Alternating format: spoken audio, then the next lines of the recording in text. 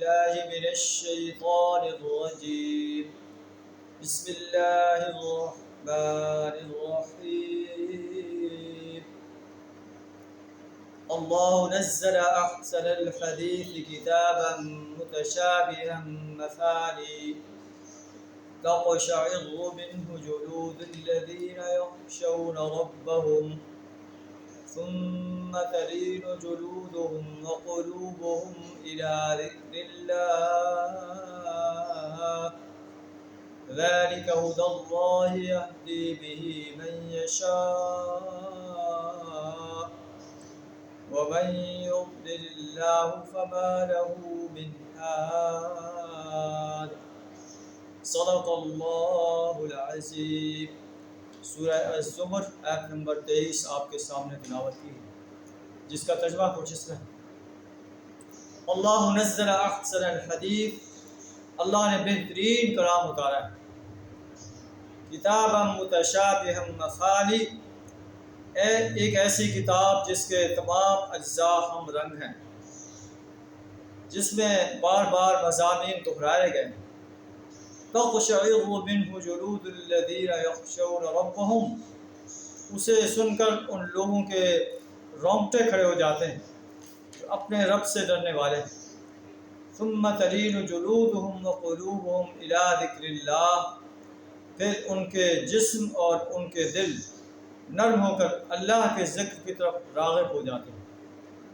ذالک ھدی اللہ، یہ اللہ کی ہدایت ہے، یہدی بہ من یشاء، اللہ جسے چاہتا ہے اسے ہدایت دیتا ہے، اور ہدایت اسے دیتا ہے، ویہدی الیہ من ینیب، جو اس کی طرف رجوع کرتا ہے، جو رجوع ہی نہیں کرتا بلکہ الٹا مخالفت پہ ڈٹ جاتا ہے اور ایڑی چوٹی کا زور لگاتا ہے اسلام کی دعوت کو ناکام کرنے کے لیے، اللہ کے رسول صلی اللہ علیہ وسلم کی دعوت کو ناکام کرنے کے لیے۔ اس وقت قریش مکہ مخاطب تھے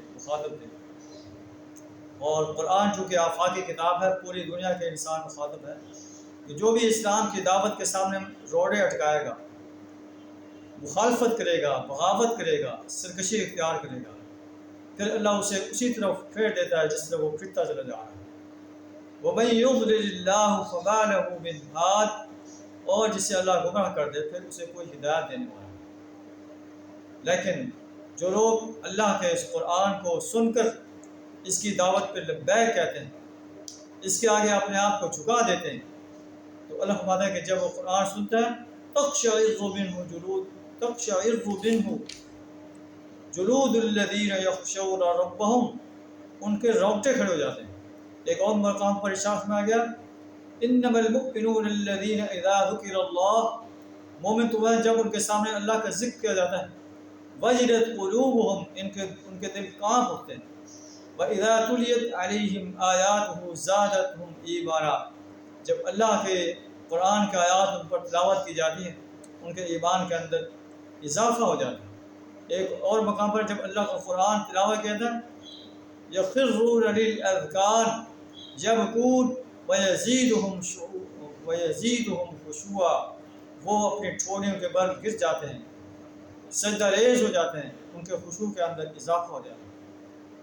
ایک اور مقام پر فرمایا گیا وَإِذَا سَمِعُوا مَا أُنزِلَ إِلَى الرَّسُولِ، جب وہ اس قرآن کو سنتے ہیں جو رسول اللہ صلی اللہ علیہ وسلم پر نازل کیا گیا، تَرَىٰ أَعْيُنَهُمْ تَفِيضُ مِنَ الدَّمْعِ، ان کی آنکھوں سے آنسو روا ہو جاتے ہیں، مِمَّا عَرَفُوا مِنَ الْحَقِّ، انہوں نے حق کو پہچان لیا ہے۔ کیا ہمارے آنسو بھی روا ہوتے ہیں؟ کیا ہمارے بھی رونگٹے کھڑے ہو جاتے ہیں؟ ہمارے دل بھی کانپ اٹھتے ہیں؟ اگر ایسا ہے تو ہمیں اس پر اللہ کا شکر ادا کرنا چاہیے، اگر ایسا نہیں ہمیں اس بارے میں سوچنا چاہیے۔ ہمیں اللہ کے اس قرآن کو جو ہے صحیح تلفظ کے ساتھ، صحیح تجوید کے ساتھ، صحیح ترتیل کے ساتھ سمجھ کر پڑھنے کی کوشش کرنی چاہیے، پھر ہمارے رونگٹے کھڑے ہوں گے۔ جب ہم بے سمجھے بوجھے پڑھیں گے تو ہمیں کوئی پتہ نہیں چلے گا کہ ہم کیا پڑھ رہے ہیں، اللہ ہمیں کس عذاب کی دھمکی دے رہا ہے، کس جزا کی خوشخبری دے رہا ہے، پھر ہمارے رونگٹے کھڑے ہو سکتے ہیں۔ اللہ فرماتا ہے افمن یتقی بوجہہ سوء العذاب یوم القیامہ، اس شخص کی بے بسی کا تصور کریں جب وہ قیامت کے دن جو ہے عذاب کی بار اپنے چہرے پر لے رہا ہوگا۔ ایسے ظالموں کو کہا جائے گا ذوقوا ما کنتم تکسبون، اپنے اعمال کا مزہ چکھو۔ یہ وہ لوگ ہیں جنہوں نے کذب الذین من قبلہم، انہوں نے اسلام کی دعوت کو جھٹلا دیا، فأتاہم العذاب من حیث لا یشعرون، پھر عذاب ان کے پاس ایسے راستے سے آئے جہاں انہیں شعور بھی نہیں تھا۔ اللہ انہیں دنیا و آخرت کی رسوائی میں مبتلا کر دیا۔ آخرت میں ان کے لیے بہت بڑا عذاب ہے، دنیا میں ان کے لیے رسوائی ہے۔ لو کانوا یعلمون، کاش یہ لوگ جانتے ہیں۔ اللہ تعالیٰ ہمیں اس کتاب انقلاب کو سمجھ کر پڑھنے، اس پر عمل کرنے، اس کی دعوت دینے اور اس کے نظام کو اس سرزمین پر قائم کرنے کے لیے اپنا مال، جان، وقت اور صلاحیت کھپا دینے کی توفیق عطا فرمائے۔ وآخر دعوانا الحمد للہ رب العالمین۔